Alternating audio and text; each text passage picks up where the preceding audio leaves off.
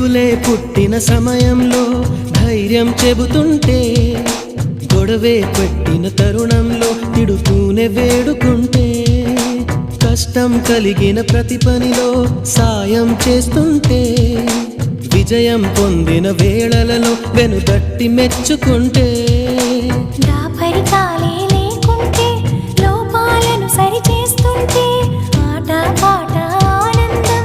అన్నీ చెరి సగమవుతుంటే ప్రేమంటారా కాదంటారా? ఒకరికి ఒకరై ఉంటుంటే, ఒకటిగా ముందుకు వెళుతుంటే